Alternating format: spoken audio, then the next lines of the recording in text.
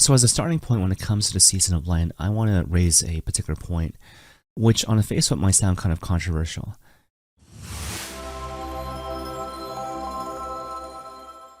And so, when it comes to Lent, obviously what comes to mind immediately is this penitential practice of prayer, fasting, and almsgiving. And so, the conventional mentality when it comes to the season of Lent is to pick something which falls in each of those different categories. So, something to do with prayer, fasting, and almsgiving. And so, for example, someone might decide to pray a decade of the rosary every single day during Lent. Some people might decide to give money every single week to their favorite charity. And on top of that, someone might decide to give up chocolate for the 40 days of Lent. And certainly that's all fine and good in a certain sense, but the thing I want to kind of bring to your attention, again, as an early starting point, is that there's actually no strict canonical requirement for people to do prayer, fasting, and almsgiving during the season of Lent. And so it's not like a precept of the church, but rather it's a tradition that people have kept over the years with regards to the season of Lent. Now you might hear that and think to yourself, well, gosh, like what does that mean? Does that mean I should still continue on with these typical practices of prayer, fasting, and almsgiving, or should I just discard them entirely? Well, I would say in a certain sense, like yes and no, right? And so think of it like this. The whole goal of Lent is not so much to keep up various penitential practices for 40 days. The entire goal and purpose of Lent instead is to become more like Christ, is to look more like Christ at the end of the 40 days. And so the more I look more like Christ at the end of the 40 days, it's been a good Lent. Insofar as that has not happened, a bad Lent. Regardless of how much weight I've lost, regardless of how much chocolate I haven't consumed, and even regardless of how much I've kept up my penitential practices over the course of the 40 days of Lent. Now again, that might sound kind of strange, even to the point of sounding flat out wrong, but it kind of brings a new factor into the equation, this idea of living the purposeful life, the intentional life, where I'm trying to achieve a particular end, as opposed to simply keeping up religious practices just for show. Now that said, and this is where it gets kind of interesting, right? So let's say I have it clear in the back of my mind that the whole goal of Lent is to look more like Christ at the end of the 40 days. Well, what should I do? Well, in a certain sense, the world's your oyster, right? And you have no limit except for the limits of your own creativity in terms of what you might do, again, to become the person that the Lord is calling you to be, to become more like Him. But inevitably, I would suggest that if you're really serious about looking more like Christ at the end of the 40 days, you will almost certainly do some variation of spending copious amounts of time with the Lord. Learn to say no, not simply to evil and wicked things, but also competing goods which take you away from the few things the Lord wants you to do carefully and well. Not to mention build in certain habits, structures, and routines in your life to keep you on the path of self-gift, on the path of love, on the path of charity, mindful of the fact that we all have this tendency otherwise to be selfish, to turn inwards, again, as opposed to facing outwards in terms of loving other people over and above ourselves. But again, when you do these things, what are you doing but engaging in the traditional practices of prayer, fasting, and almsgiving? But of course, the key difference is that you're no longer doing these things in an arbitrary sort of way, but instead, you're doing them with purpose, with intention, with the explicit purpose, again, of looking more like Christ at the end of the 40 days of Lent, with the ultimate purpose of becoming another Christ in this world. Now, at this point, perhaps we might kind of further illustrate everything we've been talking about today by using sort of a concrete example. And so, for example, let's say that you struggle, as many of us often do, with sins involving speech. And what I have in mind now is not so much the use of coarse language, but rather gossip, malicious gossip, lashing out at other people, especially those close to us, in fits of rage. And on top of that, perhaps being overly critical of other people in an open sort of way, especially behind their backs. So again, when you think about these different sins, how do people typically deal with these sins if they try to deal with them at all? I would suggest that in a way which is really not purposeful or intentional at all. And so what a lot of people do is, for example, simply feel bad, confusing the sense of feeling bad with true contrition. A lot of people will also try the way of simply trying not to do that sort of thing ever again. And you find this, for example, oftentimes when it comes to the sacrament of confession, right? And so perhaps a person comes in the aftermath of doing something, committing a sin against speech, feeling bad about it, and then again bringing it up in the sacrament of confession. What's the resolution coming out of confession?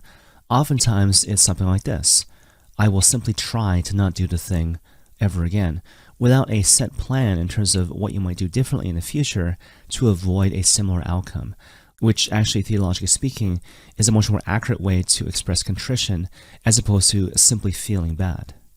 And obviously that kind of begs the question, what could a person do in the alternative to deal with sins against speech in a way which is a lot more constructive, a lot more purposeful, and intentional? Well, to make it easy, think about prayer, fasting, and almsgiving. And just kind of take a moment to think about what I might do in each of those different categories, specifically to achieve this particular end of, again, working against sins against speech. Well, to kind of frame the issue, think about the Gospel of Luke chapter 6, where the Lord talks about the good tree and the bad tree. So basically what he says is that the good tree can't produce bad fruit, the bad tree cannot produce good fruit, and what's more, out of the abundance of the heart, the mouth speaks. And so if you put it all together, what the Lord is saying here in the context of the gospel is that specifically when it comes to sins of speech, rather than simply trying to not do it again going forward in the future, to avoid the bad fruit, if you will, the focus should be on becoming a good tree, mindful of the fact that doing flows from being. And again, out of the abundance of the heart, the mouth speaks. And so to situate this gospel principle in terms of prayer, fasting, and almsgiving, think of it like this. With regards to prayer, perhaps you might spend copious amounts of time focusing on the virtue of gratitude, thanking God for the various ways He's blessed you over the course of your life, but also focusing specifically on how God has blessed you and continues to bless you through the people in your life, especially those close to you. And you see, the whole point is that if your heart is filled with anger and bitterness and rage, which plays out in terms of sins against speech, perhaps the way to deal with that particular issue is to not simply avoid committing the same sin going forward in the future, but to focus on being a good tree, to fill your heart and your mind constantly with gratitude, again, specifically involving other people.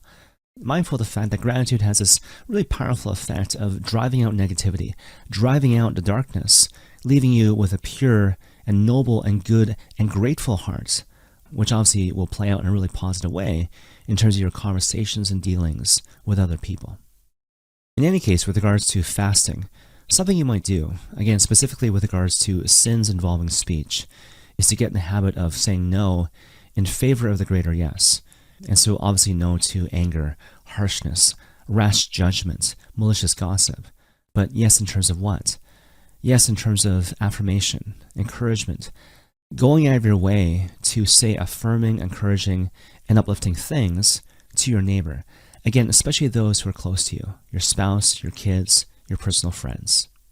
And then finally, in terms of almsgiving, instead of thinking about almsgiving strictly in terms of money or cash, to think of it in terms of time and attention.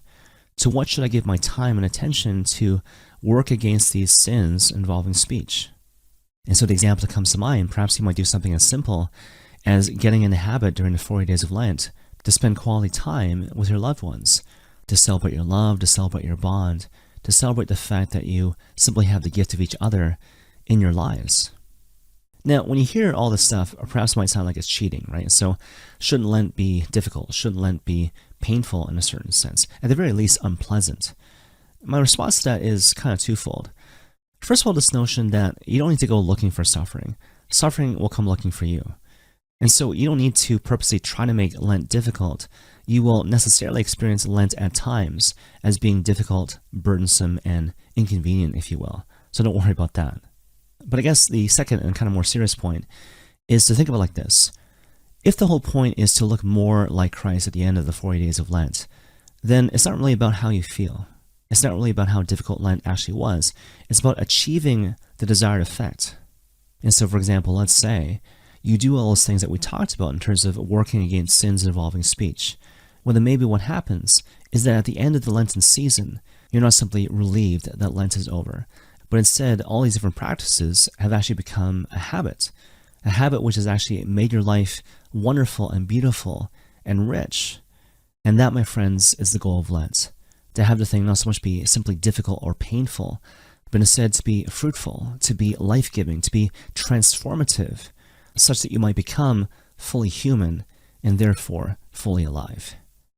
And may God bless you all.